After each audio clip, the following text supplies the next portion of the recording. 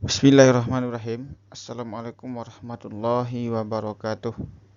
Alhamdulillahirabbil alamin wassalatu wassalamu ala asyrafil anbiya'i wal mursalin wa ala alihi wa ashabihi rasulillahi ajmain. Asyhadu an la ilaha illallah wa asyhadu anna sayyidina Muhammadan abduhu wa rasuluhu alladzi la nabiyya ba'da amma ba'. Puji syukur kita perbarui kehadirat Allah Subhanahu wa taala yang senantiasa memberikan nikmat umur, nikmat kesempatan, dan juga nikmat-nikmat lainnya, sehingga pada kesempatan kali ini saya masih diberikannya kesempatan untuk mempresentasikan tentang perbandingan sistem hidrolik dan pneumatik. Salawat dan salam kita kirimkan kepada Allah Subhanahu wa taala, dan semoga Allah sampaikan kepada baginda Rasulullah sallallahu alaihi wasallam dengan berlafazkan Allahumma shalli ala Muhammad wa ala ali Muhammad. Baik, untuk kali ini izinkan saya Yogi Martondi dengan NIM 21067027 mempresentasikan tentang perbandingan sistem hidrolik dan pneumatik. Ya, untuk yang pertama, itu sistem hidrolik dan pneumatik telah berkembang secara bertahun-tahun, menawarkan solusi yang efisien dan andal untuk berbagai aplikasi industri.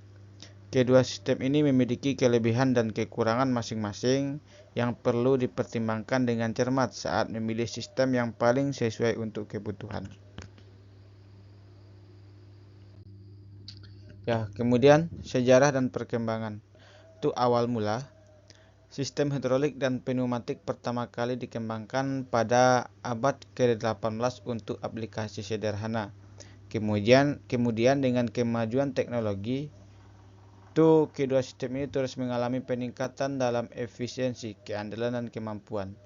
Kemudian, yang ketiga itu aplikasi modern.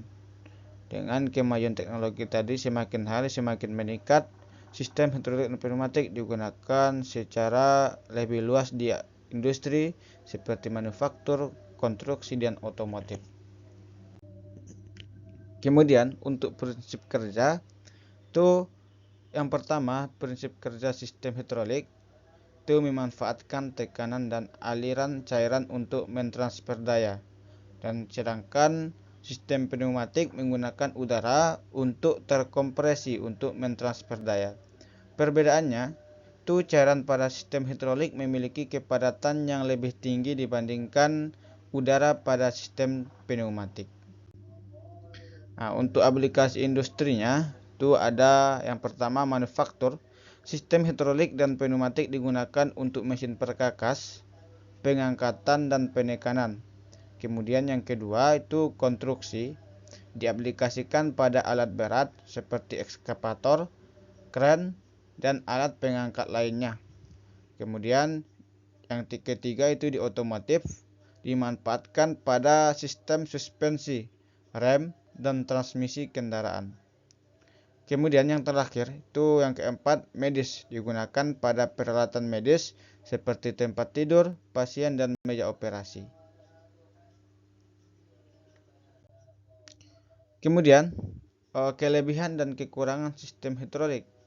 Itu sebelum kita memakai pneumatik ataupun hidrolik, kita terlebih dahulu mempertimbangkan kelebihan dan kekurangannya. Dan yang pertama itu kelebihan dan kekurangan sistem hidrolik. Kelebihan itu kemampuan membawa beban berat, keakuratan, dan kemampuan menyimpan energi yang baik. Sedangkan kekurangannya yaitu biaya perawatan yang lebih tinggi, risiko kebocoran, dan kebutuhan ruang yang lebih besar. Nah, dan untuk kelebihan dan kekurangan sistem pneumatik, itu kelebihannya lebih murah, lebih bersih, dan lebih aman dibandingkan sistem hidrolik.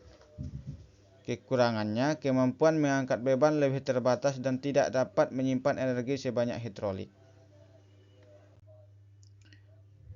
Ya, dan untuk perbandingan efisiensi dan daya tahan, itu efisiensi sistem hidrolik lebih efisien dalam mentransfer daya, sedangkan daya tahan sistem pneumatik umumnya lebih tahan lama dan membutuhkan perawatan yang lebih sederhana. Ya, dan untuk yang terakhir itu pertimbangan dan prospek masa depan.